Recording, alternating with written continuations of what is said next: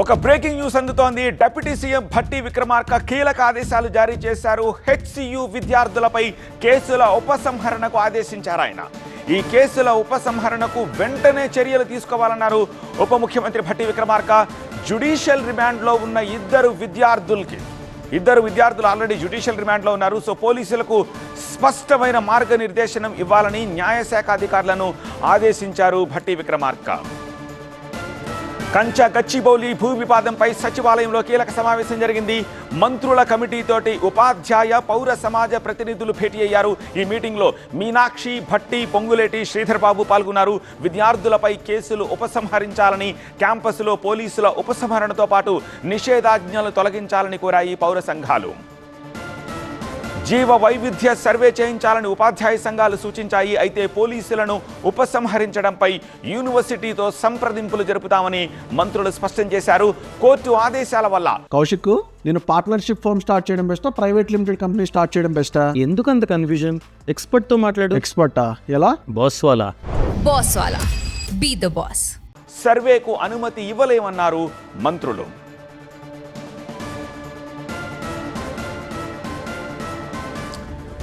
దీనికి సంబంధించి మరింత సమాచారం అందించేందుకు మా ప్రతినిధి ప్రభాకర్ ప్రస్తుతానికి లైవ్లో సిద్ధంగా. ప్రభాకర్, డిప్యూటీ సీఎం కీలక ఆదేశాలు ఇచ్చారు. మరి ఇద్దరు విద్యార్థులు ఆల్రెడీ రిమాండ్లో ఉన్నట్టుగా తెలుస్తుంది. సో న్యాయశాఖ ఎలాంటి డైరెక్షన్స్ వెళ్ళాయి వాళ్ళ రిలీజ్కి సంబంధించి?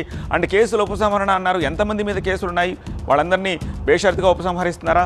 ఏం ఆదేశాల పైనుంచి వచ్చాయి? ఏం జరుగుతోంది? ఇవాళ మార్నింగ్ నుంచి మంత్రుల బృందం సెక్రటరియట్లో సమావేశమైంది.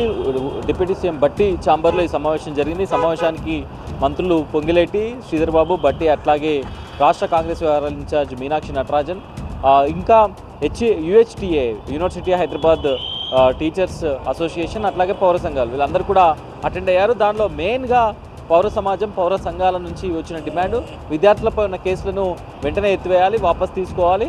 రిమాండ్లో ఉన్న ఇద్దరు పిహెచ్డీ స్కాలర్స్కి సంబంధించిన దాన్ని కూడా వెంటనే రిమూవ్ చేయాలి అనేది ప్రధానంగా ఈ చర్చకు తీసుకొచ్చారు.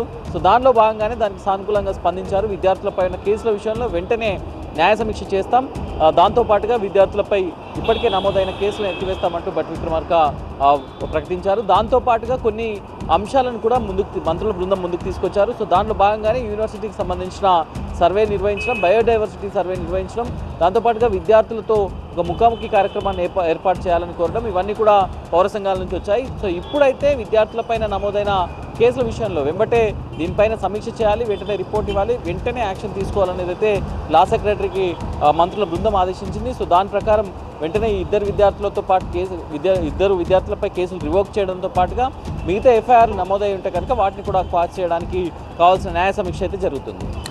ఆల్రైట్ ప్రభాకర్.